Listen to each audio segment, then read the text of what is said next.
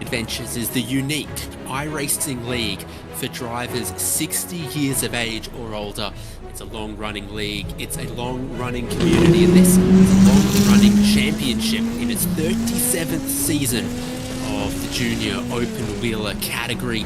This is round 6 from Zandvoort and RaceSpotTV's first live broadcast of this championship in 2026. 2 races ahead of us here at Zandvoort as the drivers head to the track for qualifying.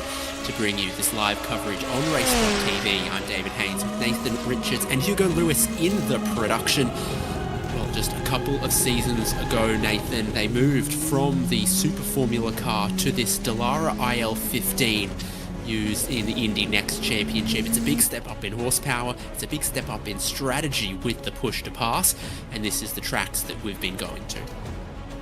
Indeed. I think with the Indy NXT cars, they are such a change to what we have with the Super Formulas. Of course, the push to pass will be something the drivers will definitely be looking at utilising, especially around a track like this, Zandvoort, where we're here for the halfway point of the season. Pretty much like a roller coaster built as a circuit. It's such a great track, which we're going to get racing on today. And of course, for the remainder of the season, we have some brilliant tracks as well that we're heading off to. Of course, the likes of Interlagos, another track where it's so good for overtaking. We've got Imola, Road Atlanta for round 9, and then to end off the championship, 3 brilliant tracks. Fuji, of course, without the chicane. We have Montreal for round 11, and then of course we'll be back live here on RaceSpotTV for the finale as we head to Silverstone, which I think is probably the perfect track to end the season. Any bias there, Nathan? I'm not going to say anything, no. Still rated above the bend, to be honest with you. So that's where we are at the midpoint of this championship here. And at the midpoint of the championship, Greg Seitz leads the way in the points ahead of Roberto Catalano. Pete Thomas in 3rd right now, ahead of Todd Scholl, Russ Addy, Kevin Bergqvist, Greg Garris, Mike McCormick, Ulf Olsen, and Trevor Lawrence completing our top 10. Greg Seitz is a multiple-time previous champion. Russ Addy, a previous champion as well in our top 10 here. But at the halfway point of the season, Greg Seitz is going to be looking to walk this one home. Here is his main rival, though, Roberto Catalano from Italy. He is on his first qualifying lap ahead of race 1. Indeed, and I think the one good thing about this championship is, yes, we know that Seitz and Catalano are separated by 40-odd points, but if you look at Pete Thomas down to Greg Garris in 7th, that's 5 positions. They're only separated by 30 points, so there's still a lot to play for in terms of getting up into that top 3. And just say a couple of bad rounds fall for Seitz and Catalano, there's no reason why others behind can't try and capitalise off that and jump up near the front themselves. We're already seeing a lot of lap times come in for this qualifying session. Drivers get 2 flying laps. Roberto Catalano's first flying lap has sent him to the top, and it's by more than a second. Ahead of Trevor Lawrence, Greg Garris, Barry Hills, everyone behind Catalano are all so closely packed together, but he stands clear at the moment. They always get quicker on the second lap as well. These cars and a lot of American style of racing start with very cold tyres, and then they continually just build up as we go. Mike McCormick jumps into 8th spot, and we follow Barry Hills in 4th position. He goes through the incredibly imaginatively named turns 11 and 12, which are called Turn 11 and Turn 12.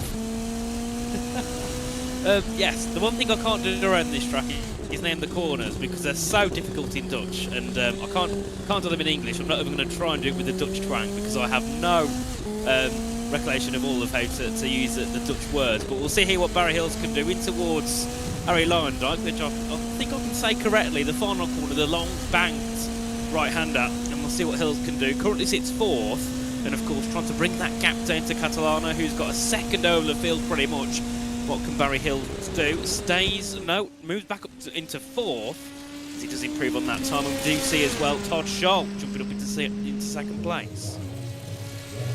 Yeah, a couple of other quick times came through, so I think Garris also improved, Scholl also improved. Trevor Lawrence sits in 5th place at the moment. We go to Mike McCormick. It's a new livery for him and his teammate at Rust Racing. Johannes Jorrison will move up into 2nd, but no one's challenging Roberto Catalano just yet. Pete Thomas completes his lap for 10th. McCormick 9th as he crosses the line, and that is where he shall remain. Going to Olsen now. Yeah, the gaps are quite close here, especially in that mid-pack. You look here between lots of Addy down to Bergquist in 13th. That's only about half a second there, so a big battle in the midfield, of course. Looking to put the front 2 between Jorrison and Lawrence. That's only a couple of tenths. There's a big start there for Ulf Olsen out of turn 10. Of course, a very difficult exit to get right, especially in these nimble little Indy NXT cars. But at the moment, with Catalano having nearly a second over everybody, I don't think there's really much that anybody can do to challenge him here. Yeah, and the lap times are pretty quick here. You can see just over a minute at 1:22 for Roberto Catalano. So basically everyone has been out, gone around for their 2 flying laps, and there's nothing left in the bank, no more opportunities to challenge. Trevor Lawrence attacking the pit entry there. Can be a challenge at times. This is the re-profiles corner there at Hugenholz-Bocht that has such an interesting line. Oval short track stuff. You've got to stay up high, maximize your momentum through the corner and utilize the banking rather than taking the shortest line where there's way less grip. So I don't think anyone has the opportunity left to set a time that could defeat Roberto Catalano. As I say that, Greg Seitz leaves pit lane, and he's still got 3 minutes left in this session. We haven't seen a time from Richard Coulomb or Tom DeSelms, or from Greg Seitz just yet, but the top 18 look like they are locked into those times that they've set, including Barry Hills. That was a bit of a mistake there for Hills. Once again down in that 3rd sector into turn 12 at the chicane. Very easy sometimes just to clip the gravel, and of course once you do that, that is your lap time pretty much done and dusted. We'll see here what Greg Seitz can do. Of course, championship leader, and with 1 second gap between 1st and 2nd, he would need some monumentous lap here to try and get it within even a second of Catalano.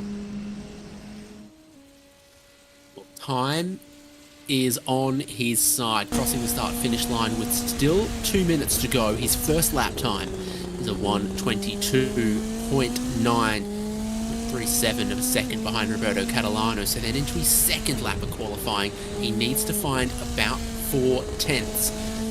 Holtzbocht there.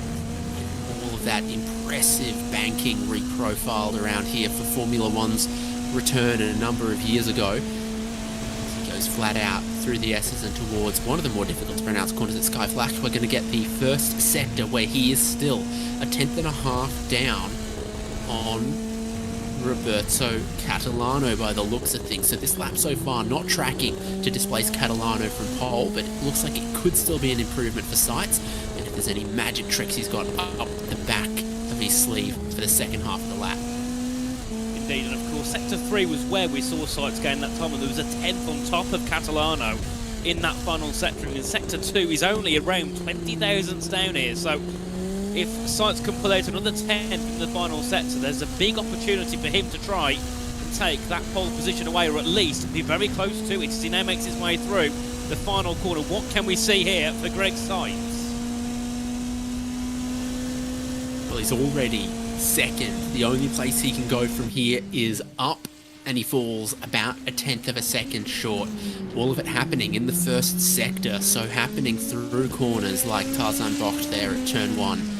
And that banked Hugenholz-Bocht, because it's flat out from there to the end of the first sector before you go into Skyvlach. It's absolutely flat out through these S's. This section here, as we look from on high, this is one of the circuits that iRacing got drones up in the sky to scan all of the topography, and so when we get these views, you see the beautiful dunes, the trees, everything, the very, very well-built environment around the track, not just the laser-scanned pavement. Indeed, and of course there we have it. I mean, looking at some of the drivers and where they are in position, Gerhardus Jorrison, who's down in 16th in the championship, has qualified third. I mean, that is a monumentous qualifying for him to try and jump up the championship. We've got the likes of Barry Hills as well, up into the top 6. This could be a very interesting first race. So for the rolling start in race number 1, this is the grid. Roberto Catalano, second in the championship, is in first. Greg Seitz, first in the championship, is in second. What a tussle this could be. One lap pace supreme from Roberto Catalano. Gerhardus Jorrison and Todd Scholl are the row behind, with Scholl's teammate Greg Garris starting out of 5th. Jorrison's teammate Barry Hills starting out of 6th. Next row, Trevor Lawrence is up in 7th place, with Russ Addy in 8th, Ulf Olsen in 9th, and Franz Josef Sturm in 10th. Mike McCormick qualified 11th, and Pete Thomas is in 12th. Douglas Beasley 13th, Kevin Bergquist 14th, Peter Holstrom in 15th, Steve O'Malley in 16th place. Love that livery. Eugene Clark likewise 17th, feeling very patriotic. Jerry Kerr in 18th in the qualifying, was one of the last drivers to set a qualifying time, just slightly quicker than JC Hay. Richard Coulomb and Tom DeSelms didn't set qualifying times. We still might see them though for this rolling start. Behind the Porsche pace car for the moment, it'll dive to the right hand side out of Arie Luyendyk-Bocht. The green flag will wave. Roberto Catalano will have the inside line for turn 1. Indeed, and of course this is going to be a really good run down to the first corner. Of course they can't use that push to pass now, but after that first lap, then it is all hammer for that push to pass, and that'll be something to keep an eye on with our top two of when they choose to utilise that extra power.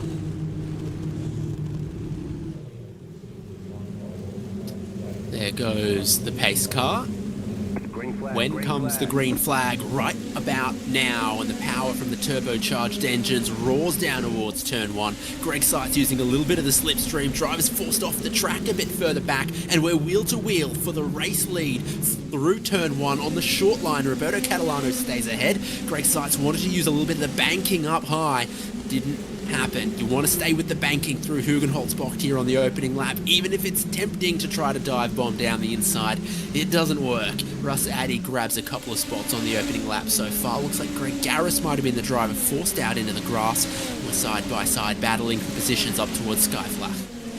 Indeed, and a couple of battles here, that's what we love to see, especially on a track like this where if you have the smaller, nimble cars like these, there's so many opportunities to look to make moves or at least stick close to the car behind. Of course, on the opening lap, it was a great run around the outside for Greg Sykes, but of course, couldn't quite get the exit. Then heading through turn 2, he did have a bit of a snap and of course has cost him some time over the course of this lap. And then already there's around a second and a half back to Gerhardus Jorrison in third place. So as long as Catalano and Sykes don't get up to too much mischief, they should be quite certain on that top 2, which I think they would be anyway. So do you see there a car just dipping a wheel into the gravel? I think that was Trevor Lawrence in that blue and white car as we head through in towards Abbey Lion Dyke to begin lap 2 of 21.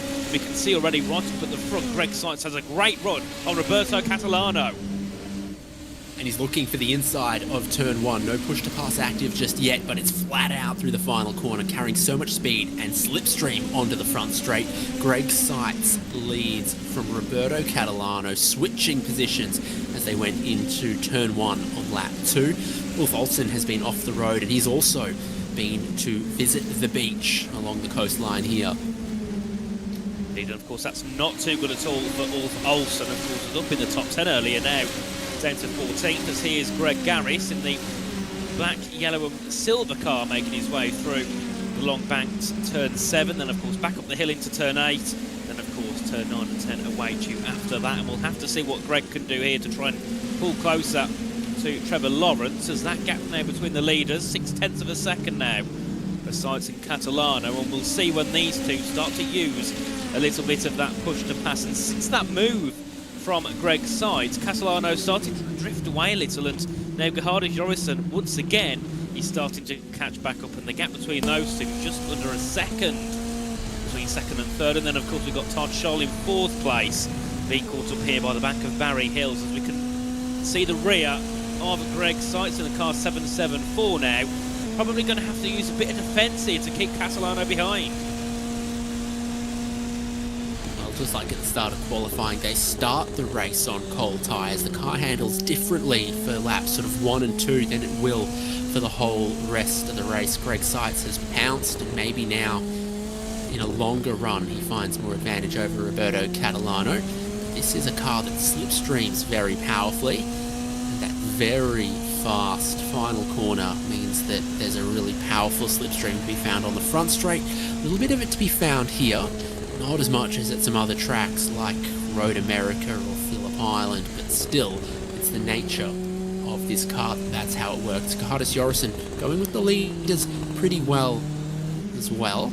We have not seen much push-to-pass usage up front. A few drivers are going through it in the mid-pack here. Trevor Lawrence has already used 11 seconds as he tries to close up on this battle. Todd Scholl, Barry Hills and Russ Addy.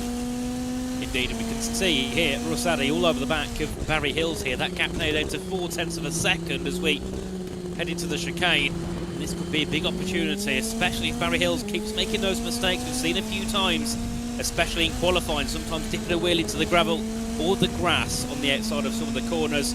We can see here 4th, 5th and 6th, all with that push to pass being used all at different times, and Barry Hills using it ahead to try and catch up to the back of Todd Scholl. And of course that means then without that push to pass being used by Russ Addy, there's no way he can get closer here to look at making a move into that first corner. You can see as well a few drivers further back, the likes of JC Hay also looking to push forward here from 16th place, but the gaps are starting to increase here quite a lot.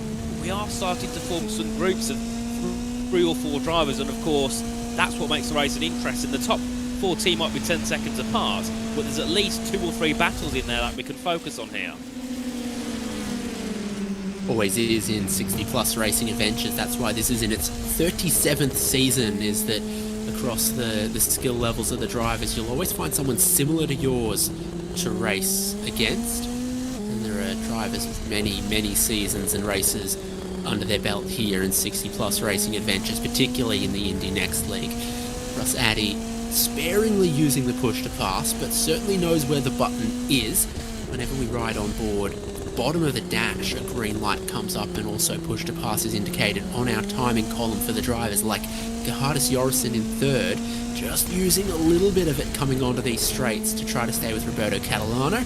Catalano pushes the button for the first time in this race, while your leader Greg Seitz has not taken a single whiff of it yet. I think that's great here for Seitz. If he knows that he can keep ahead even with Catalano using the push to pass, Catalano is already 11 seconds down on him here. So as long as Catalano keeps burning away at him and Seitz can defend that lead, by the end of the race, Seitz can keep that push to pass on as much as he needs to, really, to keep Catalano behind. So I think this here is a show of the sort of dominance and that lead that Greg Seitz seems to always have in this league. But of course, we can see this time around Catalano is closing in, keeping with similar pace to Seitz, and Jorrison as well, just trying to keep there. And I think knows he hasn't got the pace of the top two, but if he could just stay there and a mistake happens, or he can sometimes edge an opportunity, there's always a chance for him to jump up into the top two. So it's all about staying there and waiting for it to come to you. And of course, because of all this pushing at the top three, that fourth and below, they're already nearly 2 seconds away here. So podium, without any mistakes, is pretty much guaranteed for these three. And I suppose at this point of a race, with how many laps left to go, it does give you a little bit of comfortability. That's Nathan Richards trying to lay down the commentator's curse on lap 5 of the first race of the round. You may notice that all of the places that they're just digging up a little bit of grass, a little bit of gravel. This is a racetrack that invites mistakes and doesn't have much in the way of paved runoff. So as they tire, as they push, things can happen. Like Gerhardus Jorrison's had a problem. So now the top two get away. Jorrison has dropped back towards Scholl and Hills and Ross Addy right here. It must have been on the exit of turn 1. Looking on the live time, it seems it must have been there where he's lost all of that time, and of course not good because the cursors came in immediately. So yes, I suppose Jorrison can blame me for this one, unfortunately on my case, but of course still the top three is within reach easily. Has got a decent gap still over the likes of Todd Scholl. And let's see what happens here into turn 1 for Jorrison. Is it on the exit? Oh, that's a weird one. I think was having a spin and just decided to slam on the brakes just to counteract that. But of course locked up and lost about 2 seconds of time there. Yeah, potentially not great for the tyres either, but certainly better than looping the car all the way around. It was just past the apex. It used a little bit too much throttle. The car started getting into a slide on him and he had to correct it, save it, lost a fair bit of time. But Catalano's punching through his push to pass now, so he's not going to hold on to that for too much longer. Other battles through the field here. Franz Josef Sturm in 9th, ahead of McCormick, Pete Thomas. Kevin Bergquist has picked up a spot since this race began, so he started in 14th and is on the tail of this group watching what's happening in front of him, which also included Mike McCormick nearly doing a similar thing to Gerhardus Jorrison.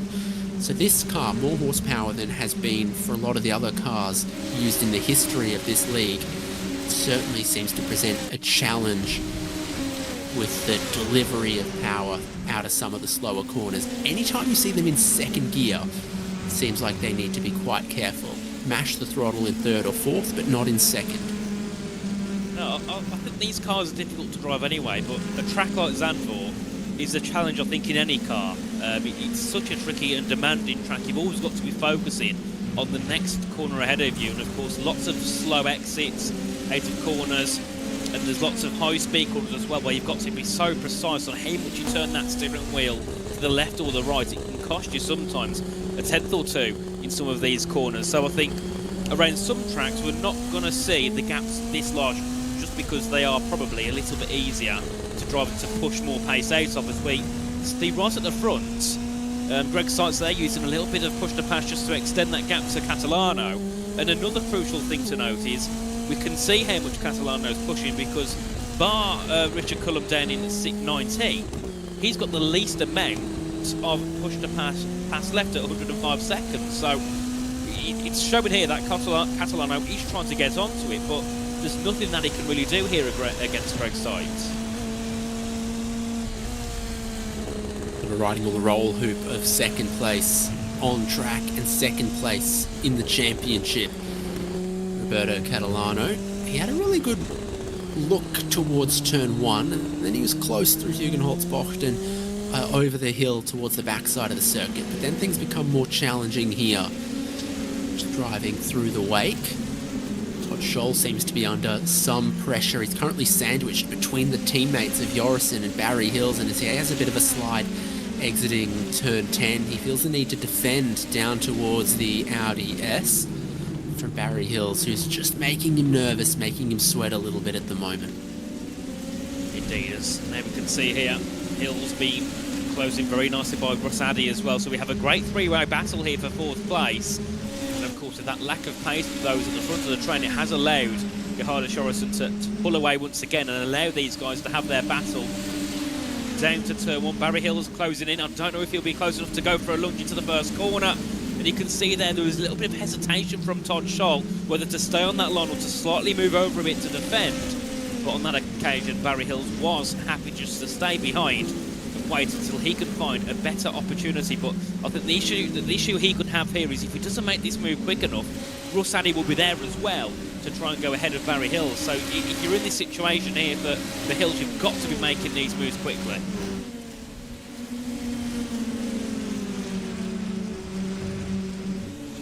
Scholl struggling with the corner exit traction again, but Barry Hill's not able to capitalise at that moment, and now feeling that pressure from Russ Addy, as you said, Nathan, and Trevor Lawrence, Greg Garris just forming up back there as well.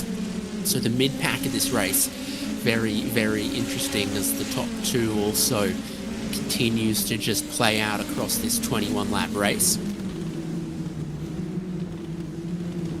It's going a bit deep there for Barry Hills, and I think that's where we've seen him make those mistakes. It's always been down on that chicane, but then again, it is a difficult one to get right because on the exits of the entry and the exit, you've always got gravel there, so you've got to just get your, the position right through there. And of course, that's been something that Barry Hills has had a struggle with over the course of this race, as we can see yet again a bit more of that push to pass being used. And they are starting to drop those seconds here. 95 seconds left for Barry Hills, and then another 20 seconds on top of that for Russ Addy. So this is also turning into a decent situation for Addy as long as he can keep Trevor Lawrence behind, who's joined that battle for 6th place and looking to move forward. And further back here we have Eugene Clark looking to move forward ahead of Peter Hallstrom. Yeah, so Hallstrom and Clark have both gone backwards in this race so far. JC Hay picked up a couple of spots. He was the last driver with a qualifying time, and then he's picked up a few since.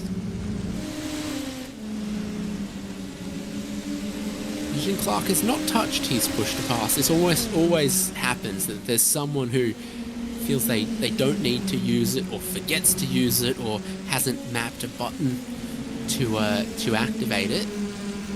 It's one of those things where if you're still learning the car or struggling to control the car or feel like something like that, you don't need to complicate it if you know there's more pace to find within yourself, rather than throwing your corner entry speeds around, messing with your braking points and everything that comes with the variability of using the push to pass some laps but not others. It just makes more work for yourself as you're learning the car.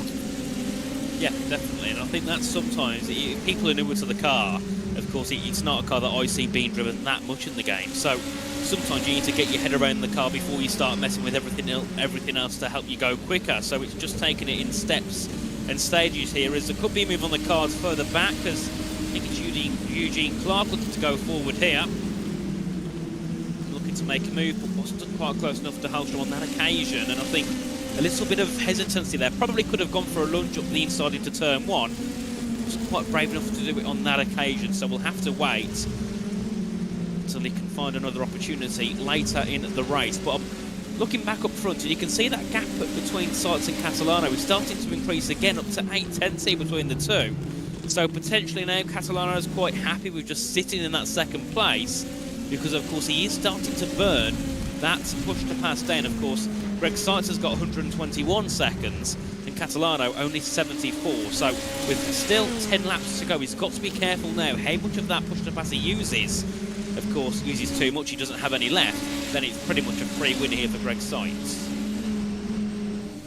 Now this could be close down towards turn 1. Russ Addy and Barry Hill slipstream and surely using a little bit of the push to pass as well. Dive into the inside of turn 1. Speed's nothing to be sniffed at here going into turn 1. In excess of 270 kilometers an hour in these cars. Russ Addy finds that the inside line is the way to go. He's up into 5th place after qualifying in 8th. Indeed, and of course, Trevor Lawrence as well looking to push forward. Has been some laps right close to the back of Barry Hills, others has been a little bit further back, but it's just chopping and changing that gap there between those two. Of course, that being car 66 and car 7. I promise I didn't try and make the 6-7 joke. That is the last thing I wanted to do. Until I said it, I thought, oh dear me, that's exactly what it sounds like. But another battle to focus on as well. I accidentally said from night to blow.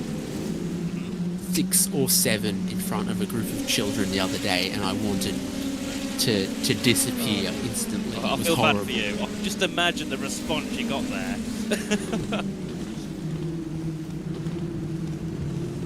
I'm a cantankerous old man, but so are some of our drivers in this league as well. These are all of the battles through the field. Greg Seitz and Roberto Catalano for the win. Todd Scholl, Russ Addy and Barry Hills 4th, 5th and 6th. Trevor Lawrence vs Greg Garris. Franz Josef Sturm leading the group in 9th. Ulf Olsen in 14th. And how about this? JC Hay, Peter Holstrom and Eugene Clark again 16th, 17th and 18th. Clark still yet to use any of his push to pass well past the halfway point of this first race of 2. Indeed, and of course, Holstrom again looking to try and move forward. Of course, it was Eugene Clark looking to make the move a lap ago. Now it's Peter Holstrom looking to go ahead of JC Hay and move up into 16th place in car number 33, which used to be the home number for Max Verstappen here around Zandvoort. We'll see if he can get any of that Max Verstappen look here this evening and trying to push his way forward through the field. As here we see the gap closing now between the top 2, Seitz and Catalano. It's the closest it's been in probably around 7 laps here, so there's a big chance now for Catalano to burn a little bit more of that push to pass and just go for that move and then try and defend it. Yet again on these last couple of laps, he's used another 20 seconds nearly, only down to 57 seconds of push to pass. So maybe now Catalano knows that by using a little bit here and there, he's got no chance. He might have to burn it to get that move and then just hope he can stay behind. And this time around, Greg Seitz has already got onto that push to pass as well.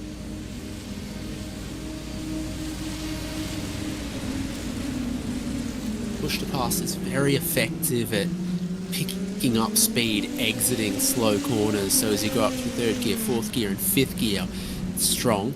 It's not particularly strong at the end of the straight. So even if the leading car uses push to pass, gets a good run out of the corners, by the time they pass 250 k's an hour, the trailing car in the slipstream has an incredible advantage still. So using it defensively still has its drawbacks, but Greg Seitz has a lot more of it to use defensively than Roberto Catalano can aggressively. But what a great scrap they're having. Through turn 9, long right-hander, get to the other side of the road for turn 10, long left-hander. Always I pick up the throttle in the wrong place, either way too early or way too late exiting there. Normally it's way too early for me, and I end up spinning the car, or I end up drifting out wide and hitting the curb and going onto the grass, which isn't a fun experience. Then again, I did drive this track in F1 cars and not in an Indy NXT, so I'd imagine it's probably harder in these nimble cars compared to the big Formula 1 cars. So maybe I'll give this track a miss. It doesn't look like an easy one to drive in these Indy NXTs. I'm sure there's probably more easier open wheel cars to use around this circuit, as here's a battle here for 3rd place between Gerhard Jorgensen and Todd Scholl down towards turn 1. Scholl's on the outside line here, looking to get the move and get the better of Jorgensen. And I'm starting to think again, has there been a mistake?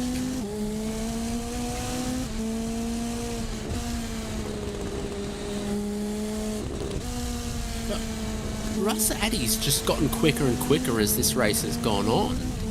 So he made those 3 spots. Now he's up behind Todd Scholl and challenging for that. Still got plenty of laps left. Addy's really looking like he could be the 3rd fastest driver on track here, but he qualified 8th and he's given himself plenty of work to do in race 1. And he's doing that work right now, trying to put Scholl off a little bit there, who gets defensive at 9, shallow run into 10 from both of them. Addy's got more push to pass to use as well. There's not too many laps left, so if he saves a little bit of it, his final 2 laps of the race or so could be very, very pacey. Certainly could be, but I feel like Rosadi here could probably get the move done this lap around, as we do see at the front as well. There is that push to pass being used by everybody bar Greg Seitz, and I didn't think this battle was for P3 initially, never mind, it is for P4, and Rosadi with that push to pass moves to the inside line, and I don't think there's much at all that Todd Scholl could do against that one, and Rosadi moves up into 4th place. A very easy checkbook move there by car 111, up into 4th place, and now with around a 2-second gap here to Gerhardus Jorrison, and sometimes being nearly a second quicker on a lap, there's a big opportunity now for Rosadi to try and jump up into those podium spots. We'll see what pace Rosadi has with the clean air on his nose and with the push to pass that he's still got to use. There wasn't much Todd Scholl could do to defend that. There was not much Todd Scholl did to defend that. He didn't use his push to pass. Rosadi was very close. Used some of his, got down the inside at turn 1 there. 5 laps to go momentarily. Jorrison only with 20 seconds of push to pass left. Rosadi with 70. So that extra 50 seconds in these remaining laps is not only going to be useful to try to make a pass for the podium, but also just to close in the gap. Rosadi will be flying these next couple of laps. Here's Greg Seitz with 0.6 of a second race lead. Moves over to the right-hand side of the road, but Roberto Catalano's always going to follow the slipstream at the kind of speeds that they do down the front straight there. Close a couple of tenths and then maybe lose those tenths again, trying to follow through the corners the rest of the lap. Of course, you can see there on your screen the push to pass. It's 86 seconds for Greg Seitz and only 25 for Roberto Catalano. So Catalano here has got to be very careful now on how much he uses over the next 5 laps. You're looking at an average of 5 seconds a lap here, which certainly isn't that lot at all. So maybe Catalano's gone a bit too early with pushing that push to pass, and of course that has given a bit more of an advantage now to Greg Seitz, having over 60 seconds more than him here at this point in the race, as they head back in towards the end of Sector 2 again, out of turn number 10 and back down towards the chicane.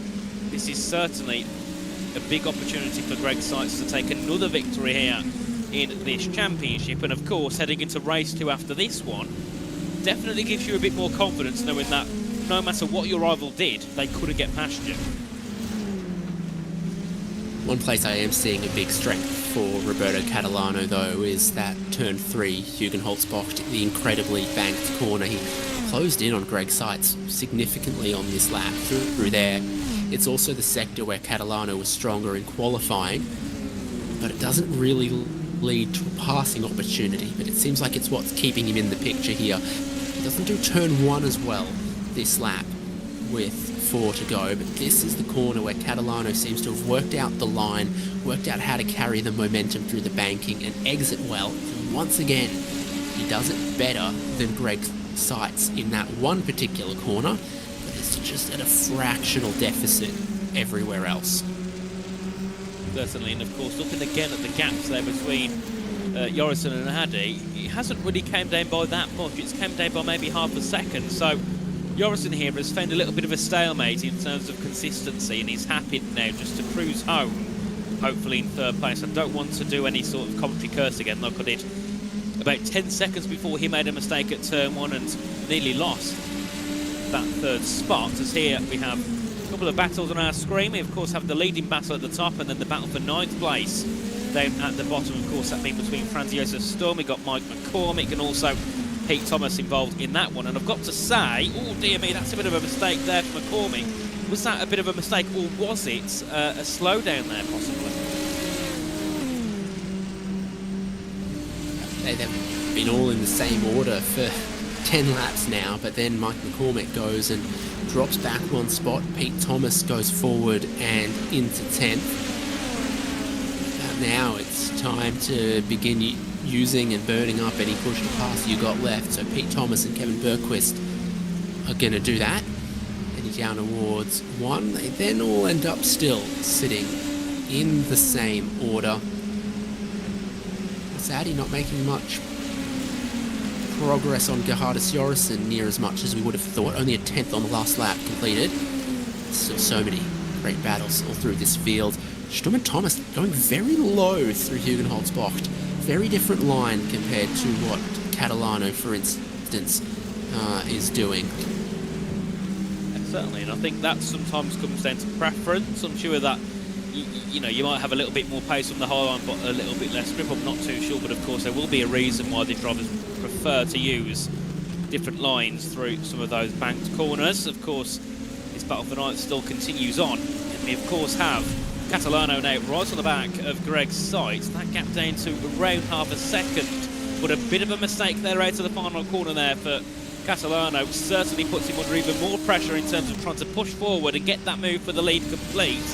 As we head on to lap 20 now of 21, and Seitz has around double the push to pass of Catalano in a decent 8/10 gap here. So Greg Seitz now, his aim for the next 2 laps, keep a consistent pace. You don't have to be pushing, you know, and taking everything you can out of the car. As long as you know you've got a consistent gap over Catalano, you can just cruise this one to the end here. Well, Seitz has got 56 seconds of push to pass, but there's only 160 seconds of race left, doing 80-second laps with 2 laps to go. So he can, yeah, basically treat that as his throttle towards the end. Maybe try to lay down a new fastest lap of the race on the final lap of the race could be his plan. In 6th place, Barry Hills is sandwiched between Todd Scholl and Trevor Lawrence. Lawrence coming on strong right towards the end of this race, forcing Barry Hills defensive through turns 9 and 10. Catalano sits just a couple of tenths behind Greg Seitz at the top of your picture as well. The white flag soon to be waved at the start-finish line to signal the final lap of race 1. Both drivers top of screen nailing their push to pass. Greg Seitz will start the final lap of the race in the lead with 40 seconds of extra power still in his bank. Indeed, and of course, have to see what Catalano can do. I don't think there's much he can do here in this one in just terms of looking for the lead. He'll keep that second quite easily here, but of course that might be the best for him in this one, as we do see then at the back there, not at the back, down at the bottom we have the battle for 6th place between the likes of Scholl, Hills and Lawrence here as they make their way through towards turn 3. Bit of a chance here for Lawrence to go up the inside, but backs out of that one and stays in P7 here. And I think that might be all done and dusted for him in this one, but of course looking back at the leaders, that gap has came down to 0.3 of a second. 3 seconds of push to pass left for Catalano, but nearly 30 left for Greg Seitz here. So as long as he doesn't make a mistake, this one is done and dusted. It's exhausted now for Catalano, but Seitz still has enough to use it. Exiting the hairpin here and onto the front straight, Roberto Catalano is going to need to be a very lucky boy if he's going to take this race win away from Seitz, but he's done a really magnificent job to stay within a second all race, to keep that pressure on.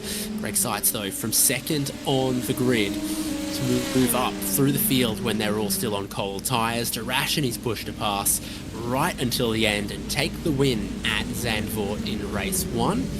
This is out on resetting the fastest lap of the race. I think that'll still go to Gerhardus Jorrison. And here's Trevor Lawrence. He's still got push to pass left. Barry Hills has got none. And that's the difference on the run to the checkered flag. Trevor Lawrence nabs 6th. Oh dear me, what a battle that was to the line. We have another battle to the line here between Beasley here and Bergquist as they head up to the line. Bergquist moves over to the left-hand side. Can he get that move done for 13th place? 12th place, no he can't, sorry, it'll be 12th for Beasley, 13th for Bergquist. Then further back as well, another little battle with between 17th and 20th here as they head into the chicane. Bit of a lock-up from Richard Coulomb there. He was off wide through the marbles a couple of corners ago, so I think his tyres might be in a little bit of a difficult state. Peter Holstrom, a little late getting to his push to pass, second in this train, so JC Hay, I think the line will come up in time for him to be safe. 17th place ahead of Holstrom in 8th, Coulomb in 19th, and then Jerry Kerr just behind them in 20th. And all 21 of our cars that started the race will finish the race. Greg Seitz, race winner. Roberto Catalano, bridesmaid once again. Gerhardus Jorgensen on the podium. A bit of late pressure, but he also brings home the fastest lap of the race, using the slipstream of the leaders and a little bit of push to pass on lap 4. He put down a 1:23.323 and finishes just 0.5 of a second ahead of Russ Addy. Todd Scholl there in 5th. Trevor Lawrence making that brilliant late race move for 6th.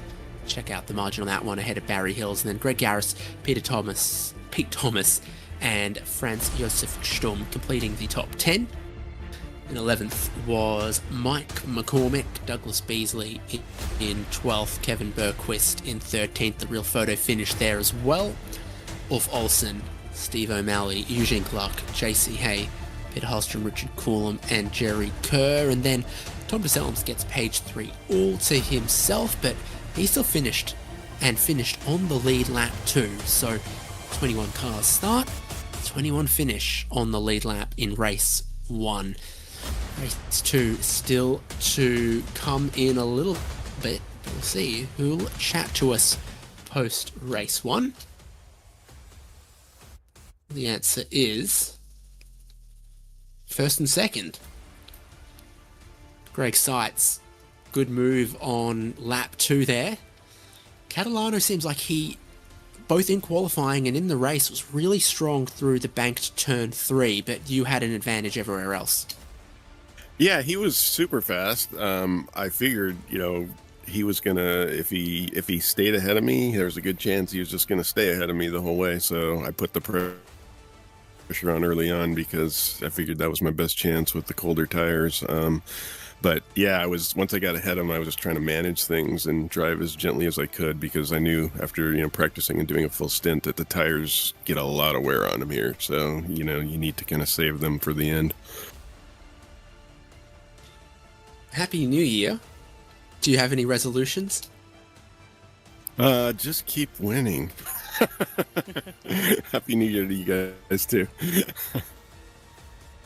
Realize, first Race Spot broadcast of the 60+ league this year, and I didn't wish you a happy new year, but I have now. And so high tire wear you were noticing, is that what do you think causes that? The tarmac, consistently long loaded corners, or any particular characteristic? Yeah, in particular, there's a lot of high speed right-handers, so that front left and the rear left get a lot of wear on them, and the car has plenty of power to put down, and so when you come out of when you kind of slow down for some of the turns that are very tight and long, you have to be really gentle on the throttle or you'll tear up the rears. So, and I was really just managing things, and like I said, I think on pure pace today or this week he's got me, so we'll see about the next one. I'm not so confident. So we know what everyone's got in the bank, but what was your sort of assessment of the push to pass cat and mouse game between yourself and Roberto? I figured, I could see when he was like closing ground, and so soon, if he was close to me coming out of the final turn, I was generally on the button. If I had a gap, I wanted him to use his up, so I tried to, I kind of figure, well, by the time I get to turn 1, I'll be okay. And I was. And so I'm guessing I had plenty of piss pass versus what he had. I think he felt like he was using it a lot down the straight.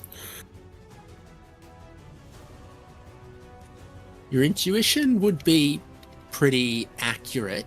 Now, with all the push to pass you had coming into the final 2 laps, any plans on trying to nab that fastest lap of the race? You ended up a little short of that one.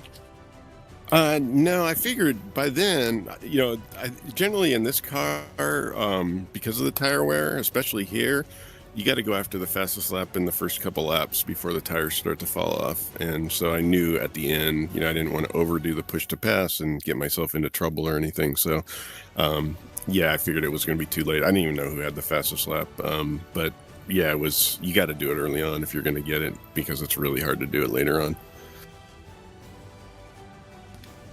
Well, congratulations to you, race winner, extending that championship lead, moving forward into the race lead on lap 2 there. How do you go and celebrate a race 1 win with race 2 just around the corner? It's really no time to celebrate. You just got to get back into the next one and go again. But like I said, I think the things might be different this time around. I'm going to have to watch myself. Awesome. Looking forward to seeing you in race 2 and the rest of the season. Yeah, likewise. And second place is going to join Nathan Richards. Indeed. Roberto, can you hear us? Hi all. Sorry for my English is very bad, but as you can see, my drive is worst. No, it is perfectly fine. Firstly, welcome in and congratulations on that second place there. Of course, qualifying very strong. You had a 3/10 gap over Greg Seitz, and over everybody else, it was nearly over a second. I mean, is this one of those tracks that you can perform at well, or is it just the fact if you was on the track at the right place and the right time and you managed to pull off that lap? I think that I take an agreement with all pilot, all the drivers that there is it. It's the only answer to your question. Though I think that it's a very good track. Zandvoort, I love it. I drive in early age in Grand Prix Legends, and Zandvoort is one of the best tracks in my opinion. And when do you think that big things can occur? I was lucky, but I cannot overtake Greg. I don't. Not to find the space to overtake him. It's no possibility for me. Yes, and of course, the push to pass you used, I think, about 70 seconds more than Greg by the time I got to around the halfway point of the race. I think heading into race 2, are you going to still use all of that push to pass, or maybe use a little bit less and save some for the end? Yes, it's the key. The key. I was overtaken, and I don't use push to pass in this overtake, because I think the race is early. I wait and use it later. But in some points, Greg gain over me, and I need to use push to pass to maintain the gap. I think that it's a large space for better for me, the push to pass. I don't use very well, I think.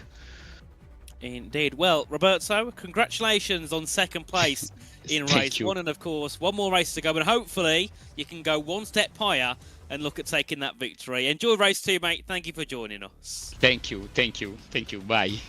Bye-bye. There we have it, Dave. Great to hear from first and second after the amazing battle they had back and forth in race 1. Race 2 still to come here on RaceSpotTV. Stick around because we'll be bringing you that one from Zandvoort shortly.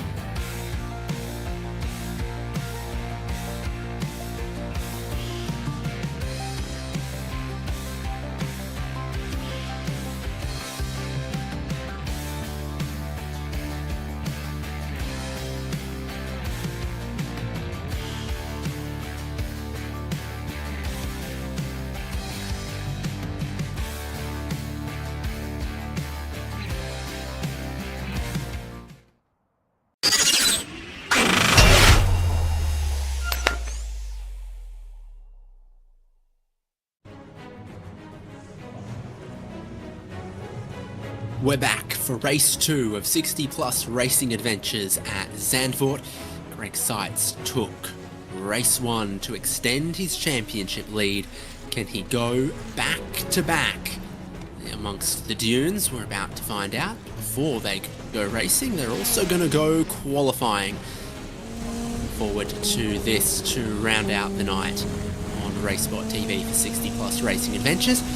I'm David Haynes with Nathan Richards, Hugo Lewis in the production for us. Looking at all the trick graphics and the side-by-sides in race 1. What are we going to see out of race 2, do you think? Well, I'm hoping the action we saw last time, because from lap 1 until lap 21, every lap there was at least a battle somewhere on track, and it was a really good opening round of the evening. And I'm starting to think now the drivers have got used to the track in qualifying and the race.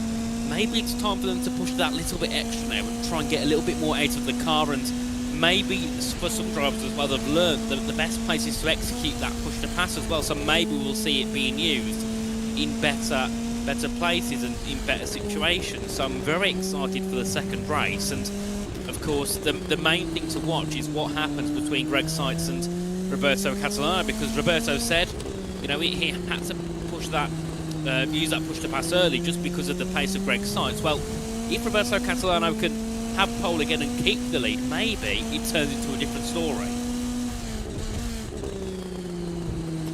We're on board with Catalano at the moment. He was on pole for race 1.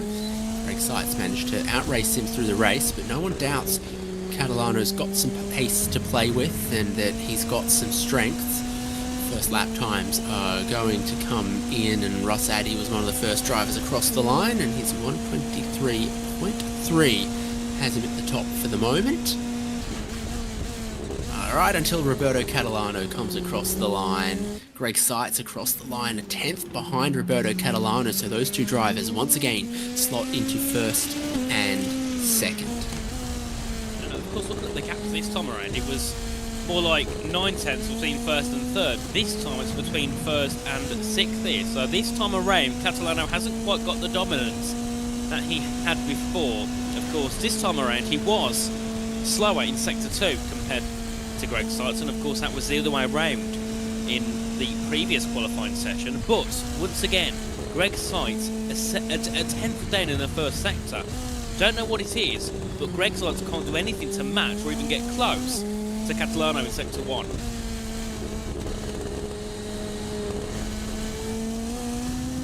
Mike McCormick was on fire on his first lap, and now is severely backed off on his second lap. Not sure what's going on there. We're about to get the second group of lap times come in from these drivers. Mike McCormick just manages to jump up into fourth, but there might have been more on the table for him. Greg Garris into 7th, then drop down as Franz Sturm comes into 6th. Catalano and Seitz are about to cross the line, and we'll see what their final lap of qualifying can do for them. Catalano 22.467, Greg Seitz 22.691. Very good laps, and Roberto Catalano looks like he's going to keep that provisional pole. There's hardly any drivers with lap times left in their pocket. Gerhardus Jorrison will be one of them. Just seen Pete Thomas go to 7th. There's Jorrison exiting Hugenholtz box. He got really high up through the banked corner. Yeah, once again, Jorrison got some decent pace here in qualifying, of course. Looking at his, finishes over the season, he hasn't always been up in the top 3. So once again, there's a big opportunity for Jorrison to go back into third here in qualifying, like we saw in that first session earlier on. Has to find around 3/10 here on Russ Addy, and has found, I think, a decent chunk in that first sector, but of course still has 2 sectors to go here, so we'll have to see what Gerhardus Jorrison can do. And if other drivers have laps left, maybe Barry Hills and Mike McCormick could get involved here somewhere. Not seeing this be competitive through the first sector for Jorrison. The middle sector's going okay, and he's gonna stick with it, but everyone else is done. Catalano's done. Seitz's lap times done. JC Hay might have had an issue on his second lap. He's off track, having only completed 1 lap and aborted partway through the second. He's encountered problems somewhere. No improvement Russ for Addy. Johnson either.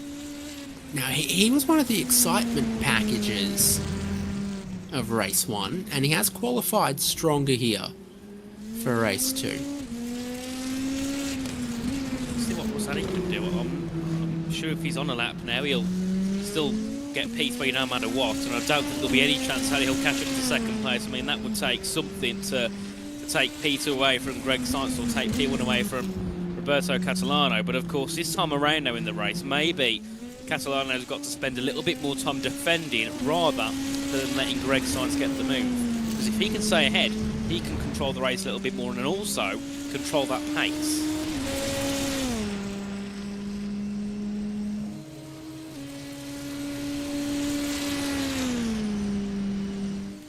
Yeah, with 2.5 minutes left on the clock, it doesn't look like any change is possible in the qualifying order. Everyone has started their second flying lap, and everyone's completed them except JC Hay, who may have crashed, may have had an off-track, not sure precisely on that one. But Russ Addy wants to get all the practice and warm-up in that he possibly can. He's looking for a podium, and he has out-qualified Gerhardus Jorgensen, who occupied the 3rd spot at the end of race 1. Catalano again on pole, and it's going to be about what can he do differently in the race, because we've already seen how this could play out. Yes, I think the race between the top two, it all depends on what Catalano can do differently. I think Greg Sainz could have the advantage either way. He's not really got to change the way he races, but Catalano has. He's got to keep that lead and not give in within a couple of laps to Greg Sainz. And then if you look as well further down here, we've got a very close gap now between the likes of 4th and down to 10th. That's only a couple of tenths of a second. So this time around, drivers maybe have found a little bit more confidence in pushing that little bit more, of course, and that means quite a lot in qualifying, because we see Barry Hills once again up into the top 5 in qualifying. We did see him drop back slightly in the race, so we'll have to see what he could do heading on to the 21 lap race. And of course, looking at his gap to Jorgensen as well, being only 2 thousandths away isn't that bad at all, because Jorgensen had some brilliant pace in qualifying. There are teams that would just love to have 2 drivers that close to each other on performance. Red Bull for one.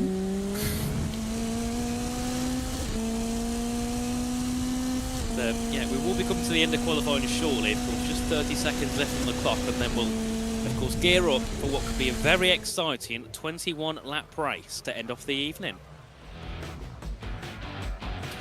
Lots of crazy stuff is scanned around Circuit Park Zandvoort here on iRacing. There's iRacing branded dumpsters behind the pit buildings, the bike repair stations and bike pumps are scanned. It's all there, plus every millimetre accurate piece of bitumen from the laser scan, including the banking of Ari Luyendijkbocht, Hugenholzbocht, and everything else around here at Zandvoort. And here's how our drivers will line up for this race 2. Catalano is once again on pole. Greg Sainz again starts from 2nd place.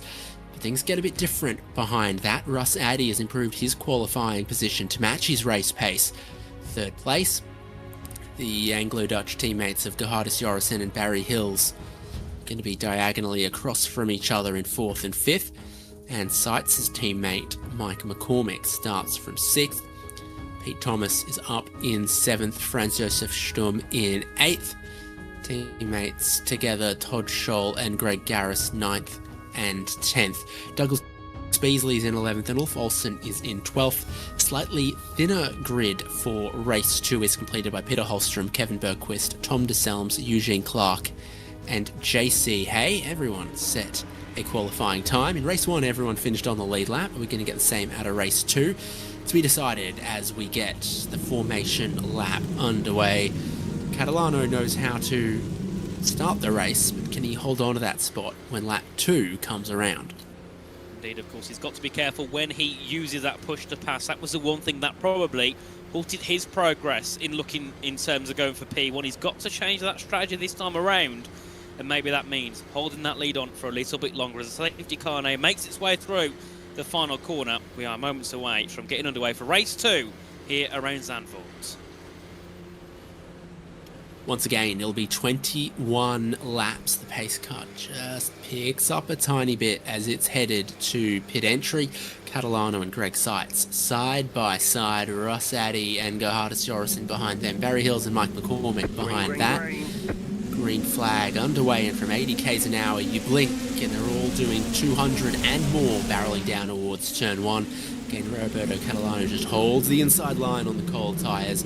Greg Seitz won't be able to go around the outside easily. Russ Addy's measured himself carefully just to try to stick with this top 3. You can see Scholl and Beasley losing some spots. So tempting to go to the low line down the inside here, but there's no grip even on the opening lap. Even if you feel like you're stuck in traffic, the high line's where the momentum and all of the grip is at. Roberto Catalano still leads. Barry Hills is ahead of his teammate in the 4th. Kevin Bergquist picking up some spots on this opening lap so far, +3.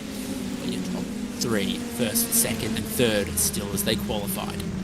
Certainly, and of course this time around a better start for Roberto Catalano. Has a nice 6-10 gap here at the moment over the back of Greg Seitz, and then of course Russ Addy up into 3rd. A poor start though for Gerhardus Jorgensen, has dropped in a spot or 2 there, down to 5th place. And now Barry Hills has a little bit of an advantage here, and maybe himself could look at pushing on for a podium later on in this race, as we now look to begin lap 2 of 22 after they exit Harry Lyondike, and of course from that moment on they can use that push to pass, and of course that's where we could see an early move for Greg Seitz, or maybe it could be used for an early defence for Roberto Catalano.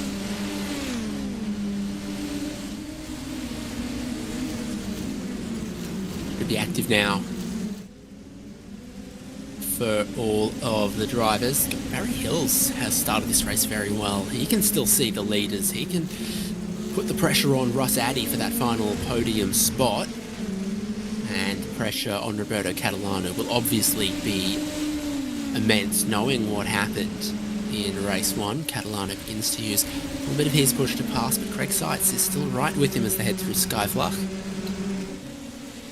Noticing further back there, you can see Douglas Beasley has got involved in something, has dropped back to 17th, and Olsen as well has dropped a couple of spots. I'm not sure what happened there between those two, but certainly in a spot of bother down at the rear of the field, and that of course has promoted JC Hay up a spot into 14th. You can see Catalano using that push to pass down into towards turn 11, using it early just to defend from Greg Seitz, and here it would have been Beasley into turn 1.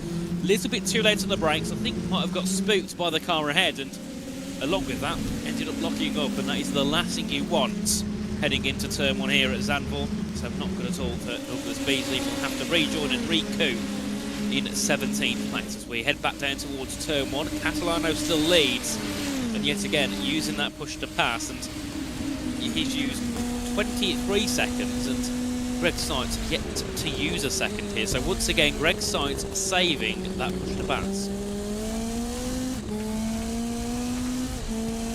Another Greg is Greg Garris in 9th. He's passed his teammate Todd Scholl, so it's a real multi-21 situation going on throughout the field. That's put Garris up into 9th in this very dense pack of racers led by Mike McCormick, and then Pete Thomas, and then Franz Josef Stumm.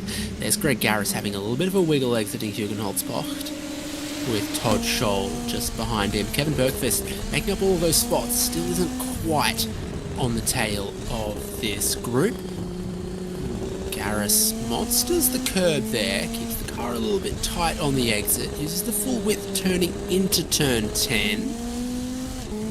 That's a good enough exit, but there's been high drama between Ulf Olsen and Douglas Beasley. Douglas Beasley is on his lid in the gravel.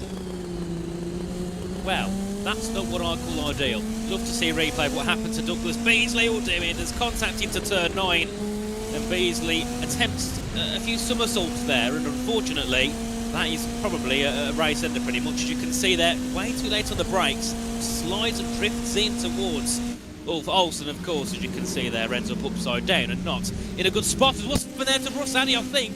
Russ Addy has gone off at turn 1 and Barry Hills, he's up into third. So still Catalano from sights up front, but Russ Addy, having gone forward in race 1, going backwards in race 2, he was, yes, had Barry Hills down the inside going into 1. The two of them have made a little bit of contact.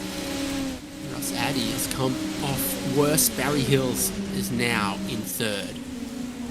Indeed, and of course, Mike McCormick having a decent race here at the moment, up into 5th place now after being a little bit further down than that in race 1. Certainly looking to make amends for the first race and take some decent positions here, as we can see Greg Garris in 8th place now, just closing in on the back of Franz Josef Stum in P7. A decent exit there from Garris. Could be looking for an opportunity down towards turn number 11, but I think this time around it's a little bit too far back to be going for lunges into the chicane, so might have to wait and go again down towards turn number 1. And you can see as well at the front, once again, Roberto Catalano using that push to pass and down to 90, about 95 seconds here. So very, very easy on burning the match. But of course, Greg Sight still with a lot more pressure, definitely mounting up on him already.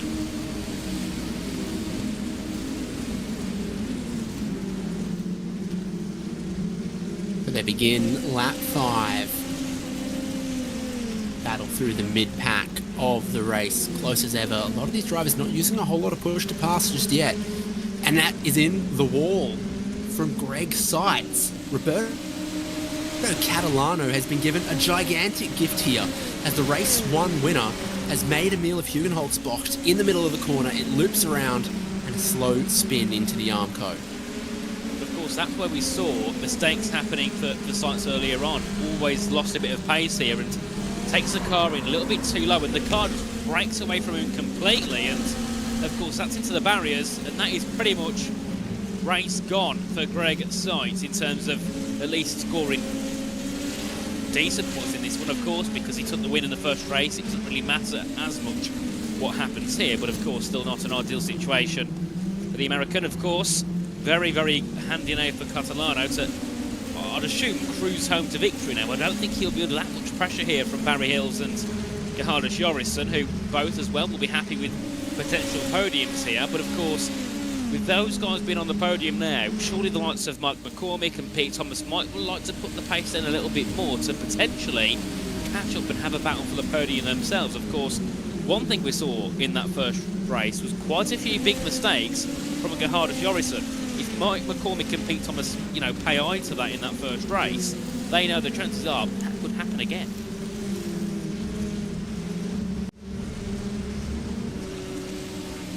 Well, it truly will be fascinating who could join those podium positions. Hills and Jorison currently in second. Roberto Catalano enjoying the race lead. Mike McCormick feeling some pressure from Pete Thomas here. Franz Josef Sturm feeling a little bit of pressure from Greg Garris. Scholl in 8th and Kevin Bergquist ranging up in 9th. This is a truly fascinating little battle. Garris and many others exiting that turn 10 in 3rd gear. Garris closing in on the back of Sturm now as they head through the chicane. And of course, you can just see when we're on board with the cars as well, how lightly it just looks like that they're travelling through these corners. It looks like they've got no grip at all through some of those corners, and of course it can happen to Greg Sights, it can happen to absolutely anybody here, so drivers have to be wary taking through some of these lower speed corners, especially when you're trying to get on the throttle as quick as possible as well. As we head back down towards turn 1 here, and Gary's closing in, but not enough to make a move, and Eugene Clark there off a bit of a glitch for a moment. He's up into 11th, and Greg Sights up into 13th too, so a couple of moves further back here of drivers just trying to reclaim some spots, and Greg Garris still gaining in quickly on the back of Franz Josef Sturm, so I don't think it will be long before we see Greg Garris look to make a charge for P6. But also further ahead here, Pete Thomas putting on a lot of pressure to the rear of Mike McCormick. Yeah, saw that. There's no braking zone coming over those S's at the end. You're just sort of lift the throttle and pitch into Skyflux, so it makes it very difficult to overtake even when you have a great run down that straight, because it just sort of peters out going into the long right-hander. It just gives Mike McCormick something to be nervous about. Pete Thomas that close. Garris also had a good run at Franz Josef Stumm a lap ago, I think, but he won't this time. Just a little bit of wheel spin coming out of Hans Ernst Bocht. But then the slipstream, once you reach full throttle, becomes immensely powerful in that section. You got another battle pack for positions here. Greg Seitz is trying to work his way back in a slightly damaged car, and Tom DeSalms is going to significantly damage his, as he was just behind JC Hay and Peter Holstrom. See yet again a little bit too eager to get on the throttle nice and early, and of course not good at all there for Tom DeSalms. Will drop down to 16th, and that's pretty much his race gone. As we go back on board here with Franz Josef Stumm in P6, still trying to keep Greg Garris behind. Todd Scholl's doing that one as well, and here's a replay of Tom DeSalms there, just too quick on the throttle, lost the car completely, and there was nothing that he could do to save that one. A big shame there for Tom DeSalms, who finished last in race 1. And well, rather DNF will be finishing last in race 2. Was a bit of a lock-up there for Josef Stumm, and that just gives an opportunity now for Garris to close in even more. And of course, can use a little bit of that push to pass to his advantage. Has pretty much the same amount, bar a couple of seconds to Franz Josef Stumm. So just about where he uses it here is the key one for Greg Garris. But with him catching up quickly to Franz Josef Stumm, he's got to be careful of Todd Scholl and Kevin Bergquist closing in behind.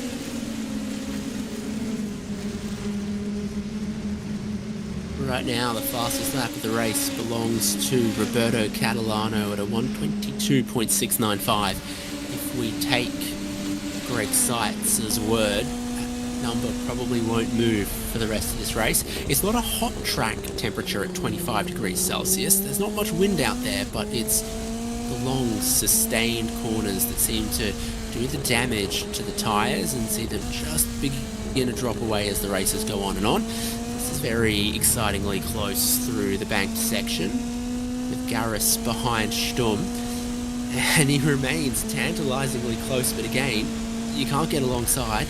There's no braking zone to try to shove your nose down the inside. You've just got to sit in line and wait for either an opportunity through these corners or to the front straight again. Indeed, as of course we can just... Or a mistake! Here is all dear me, that's Two cars around.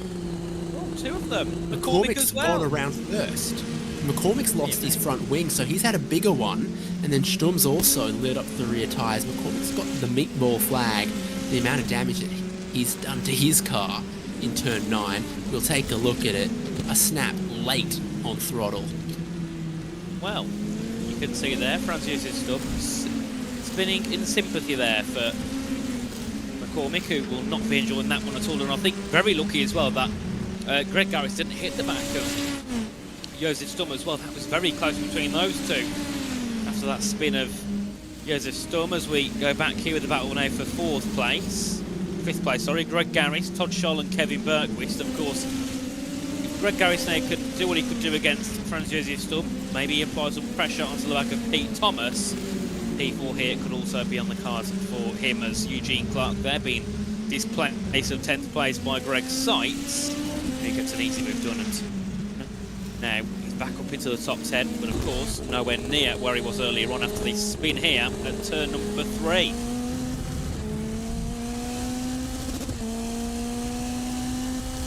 Actually, Greg Seitz, who has the fastest lap of the race at the moment, fractionally faster than Catalano, but a long way away from trying to take that race win here in race number 2. Greg Seitz disappears into the distance through the fast corners relative to Eugene Clark. So where back in the field can Seitz get to? Could he even get back to that top 5 battle with Garris, Scholl, Bergquist and Addy in it at the moment? Pete Thomas is clearing out from that group as they battle each other.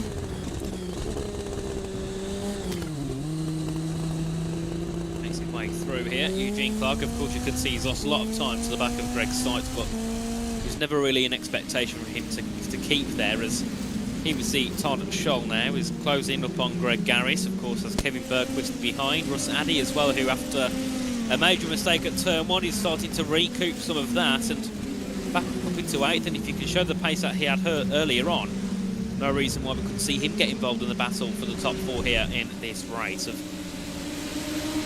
course, we can see up at the front, Johannes Jorgensen has brought that gap down there by a couple of tenths to Barry Hills. That gap now just sitting under a second here between 2nd and 3rd. And then, of course, Roberto Catalano with a very comfortable 4-second lead out in front. And, of course, after what happened in race 1, he knew that by the end of the race, yet again, he'd probably be under pressure from sights whether it was ahead or behind. He now hasn't got to worry about that. He's just got to worry about using his pace like he could in qualifying after he's took, of course, 2 pole positions. Focus on that, get to the end with a decent gap and, you know, end it a very happy man.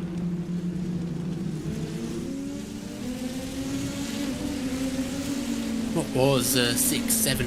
I did it. Battle in the middle pack. My goodness, they're consecutive numbers. Sometimes you're just gonna. Sometimes that just is the number. It was split apart a little bit in this mid pack. So Pete Thomas and Greg Garris is clearing away. Franz Josef Sturm's just dropped off this pack somewhat, it would seem. Russ Addy is coming back into this group as Todd Scholl and Kevin Bergquist are battling on board with Bergquist to take a look at his line. It seems like right up against that white line there is more grip to be had, but it feels counterintuitive because it's not a better, wider arc of line. It's not a shorter distance, but there's just miracle more grip up there, and it's a corner unlike any other in road racing. Certainly, and I think the same can go for most corners around this track. They're all so unique, you never really know what to expect from some of these corners. Around most tracks, you know, you'll go to the track, you'll have a driver around and you'll be like, right, you know, this is quite similar to so-and-so corner, but around here, most corners are that unique, you need at least a few laps just to understand the corner itself before you can start pushing it. It's a very difficult, unique circuit, Zandvoort. It reminds me a little bit of the, I suppose, the Hungaroring, Suzuka, those sort of old-style roller coaster-like circuits, which aren't very nice to you if you make a mistake. So, you know, as we have seen all evening, drivers making small mistakes, and unfortunately they get, well, not rewarded with anything bad. I don't know what the word is. Slandered by the track, offended that they can't drive it. This is a weird comparison to make, but what Hugenholtz-Bocht reminds me of is karting in the wet, when you've just got to let the logical part of your brain override your instincts and say, no, run all the way around the outside there, and there will be more grip. Even though it doesn't look it, it doesn't feel right, you've got to, you know, test it out, see that the grip's there, and just believe in it and commit to it lap on lap. Except it's a banked corner on a road course, and it's dry.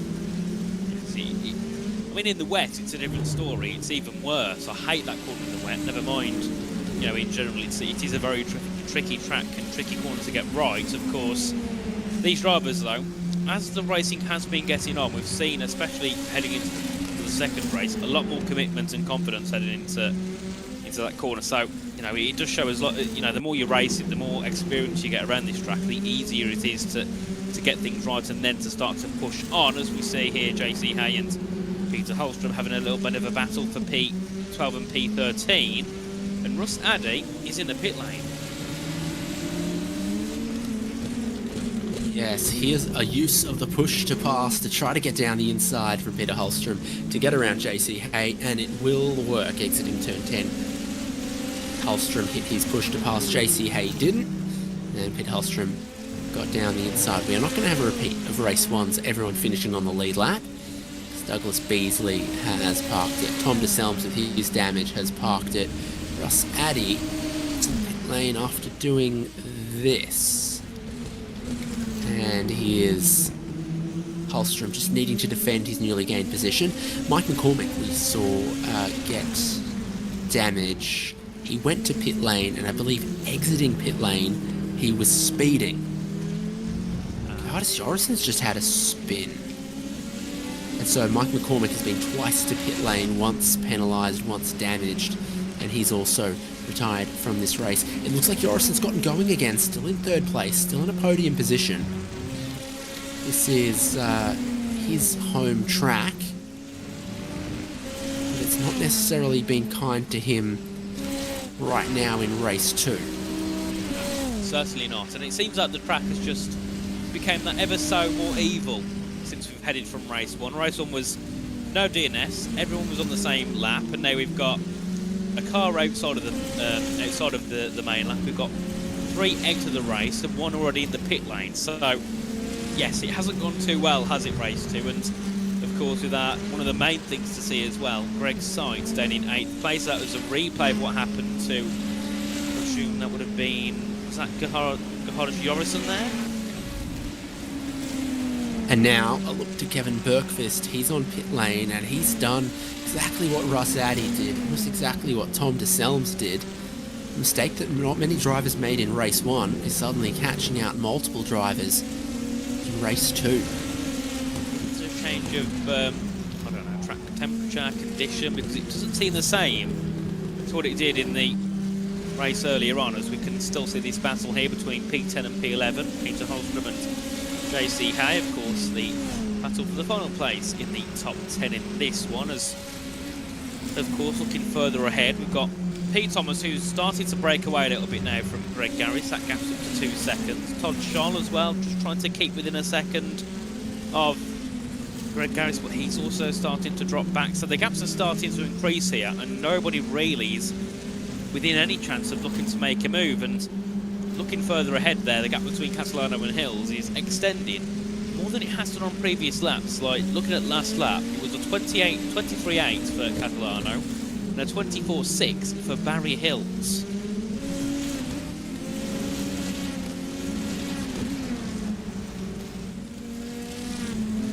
Taking a look at Todd Scholl here. 1.5 seconds behind his teammate Greg Garris.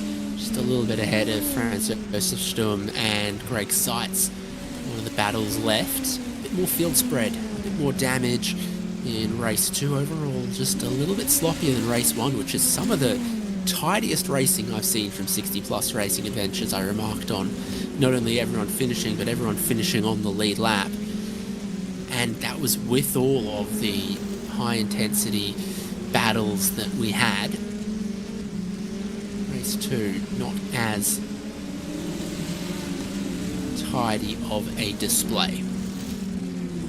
Indeed, as on was following here with Todd Scholl. Never mind, we'll go back to the battle for P2 and P3. So Gerhard Jorison is closing in now to the back of Barry Hills, who yet again a little bit slower than Catalano on this lap. It was a 24.0. Actually, never mind. No, he was quicker than Roberto Catalano, who's probably made a mistake somewhere. But somebody who brought the gap down was Gerhard Jorison, 7/10 quicker than Barry Hills on lap 16. He's now within a second of P2. And of course, we'd love to finish even one step higher on that podium here this evening, as we make our way through in towards turn 7 here with Catalano, who we know made a slight mistake, but has got back up to pace and continuing on. Here we see Red Seitz. I think she just made that move on Franz Josef Sturm, and now, well, I don't think he's going to catch P6 by the time we end this race, but will certainly do a great job in trying to carve some of that gap down. Yeah, Seitz was very close exiting the final corner, used the push to pass very tactically to get down the inside. Franz Josef Sturm outbraked himself, ran a little bit wide. Seitz came through into 7th place, where he is now. And flying along, second fastest car on track, bested only by Gerhard Jorison last lap. Indeed, of course, just looking at some of the position changes here. Great race for Greg Garris up by 5, Barry Hills up by 3, Eugene Clark up by 7 places in this race, and also JC Hay up by 6, and then of course looking further down, not good for Greg Seitz, down by 5. Sadie, of course, pretty much out of the race, lost 11 spots after his mistake. So it's been rewarding for some, but really, really harmful for others. And of course, as we have 3 laps to go. Crucial now to see what's... Well, I don't think Franz Josef will be able to make a move on Greg's sides, but curious to see what he can do here in terms of holding on to that P8 spot, and then, of course, further ahead, if there's anything that Gerhard Jorgensen can do.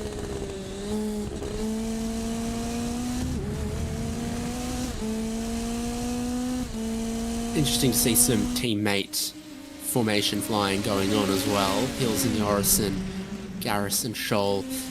Fortunately for Greg Seitz, his teammate Mike McCormick is out of this race.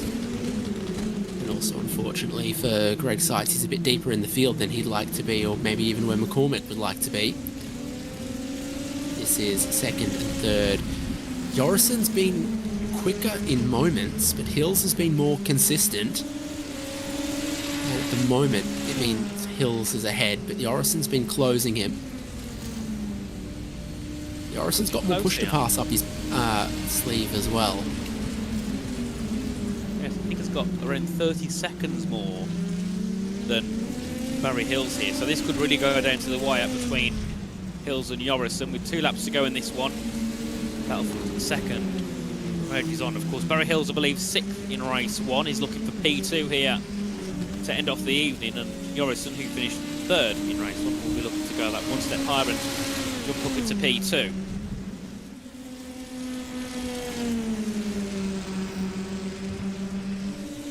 Jorgensen's the only Dutch flag driver on the grid, so race 1 was very nice to him. He's looking to go one better in race 2, but is his teammate going to make that easy for him or not becomes the question. They're 7 seconds behind and the race leader. Jorgensen's got all the tools, if he can be consistent in his final 2 laps, to get ahead and into second place. He's got superior 1-lap pace. He's got more push to pass, but he might not have better tyres with a few of the little slides and moments he's had. The other teammates, Garris and Scholl, very similar story. Scholl behind actually has doesn't have a faster lap to his name, but does have more push to pass to his name. An ultimate corner, which is functionally the final real corner, because it's flat out in all conditions through our Luyendyke box. Scholl runs a bit wide there. He's not going to get too many more opportunities. Roberto Catalano has started lap 20 of 21. There is 2 more to go. Indeed, and has a decent 7-second gap here, so he could probably lift off the pace a little bit now and just comfortably drive to the end, as he would do see Todd Scholl on the back of Greg Garris.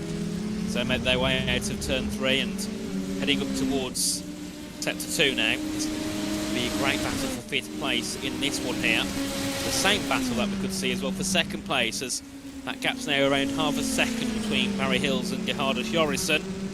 So we're great to see those 2 battle it out as well, as we have 2 laps to go. We've got 2 crucial battles, one for the podium and one going into the top 5. Looking further back as well, there's nothing really going on in this one, so the main places to watch, P2 and P3, then P5 and P6.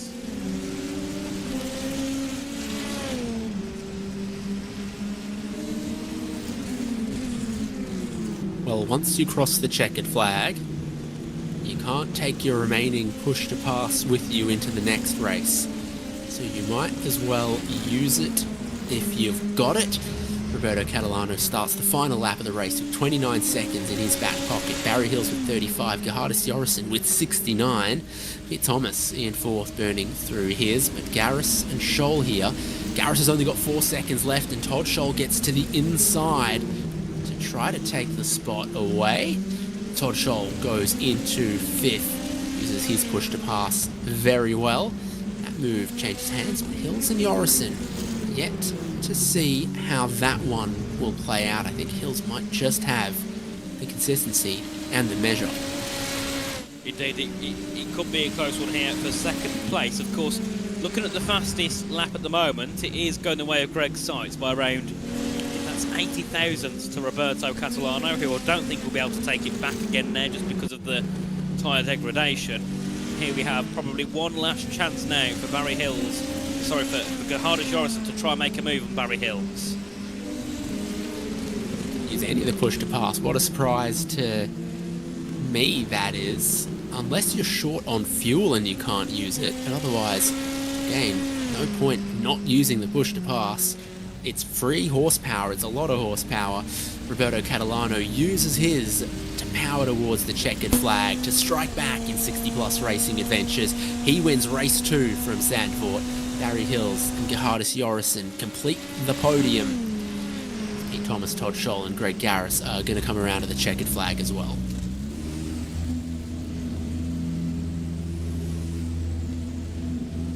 Of course, and there we go. What an ending that was to the race, especially in that battle for second. Never knew which way that was going to go. And then, of course, we did see as well Todd Scholl make that move at the last moment, as here's Eugene Clark crossing the line and will cross the line in 9th place. A much improved race from him here to end off the evening or the afternoon. And then, of course, Peter Holstrom will be crossing the line to round off that top 10. And yet again, another big improvement from that first race. But nobody there was stopping Roberto Catalano.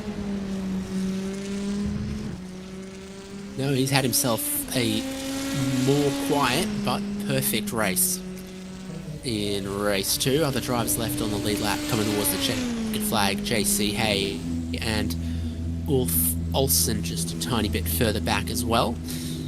Multiple retirements, so only 12 cars are going to finish, and there was the last of them. Ulf Olsen of Norway. Roberto Catalano wins, and that is what he really wanted after taking 2 pole positions, is for one of them to be a race win here at Zandvoort. Barry Hills and Gerhardus Jorrison, those teammates, what a great team result points-wise to go 2nd and 3rd and occupy those spots on the podium. Pete Thomas in 4th, Todd Scholl in 5th, Greg Garris in 6th.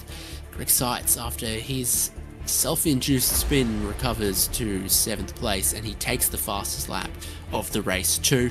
Franz Josef Sturm, Eugene Clark and Peter Holstrom has the top 10. Like I said, just 2 more drivers who finished on the lead lap, or finished at all. JC Hay and Ulf Olsen. Damage to Kevin Bergqvist, Russ Addy, Mike McCormick, Tom DeSelms and Douglas Beasley don't see the checkered flag in race number 2. Well, Nathan spoke to Roberto after race 1, so I reckon it's my turn to get the race winner from Zandvoort in race 2 on the line. Roberto, congratulations. Thank you. I am very happy. It's the first time that I win a race with Greg.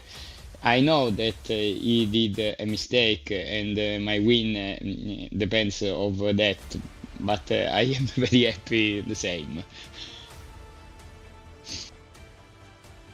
Well, you were very quick in qualifying, 2 pole positions, so it just meant that you needed to have a race where you had that speed, less mistakes, and it was Greg that had the mistake. You didn't, so you win. Yes, I do a different strategy in the second race. I use push to pass early. I want to create a gap. I know that it's very difficult, but I need to change. The first race tell me this. I was lucky that Greg on the turn 4 spin. I think that in all the track, turn 4 is my best position from him, and I think that you know that, and perhaps the spin was because this situation. I don't know, but in exit of turn 4, I go out better from him. I think so. Also in race 1, I did so cool. I am very happy. As you should be, because you're a race winner. You even up the points from this race. You keep the championship very close, and there are 6 more rounds this season. How close do you think it can be for the championship? I think that the championship is no question. It's Greg fastest than the other drivers, but the satisfaction of a win, it's a great thing for me. For the championship, I need to learn more and more because Greg is of another planet. Respect me. Well, he had the fastest lap of the race, but you had the fastest laps in qualifying. Yes. You have a race win, so congratulations, and Thank you. yeah, have a great week. Thank you.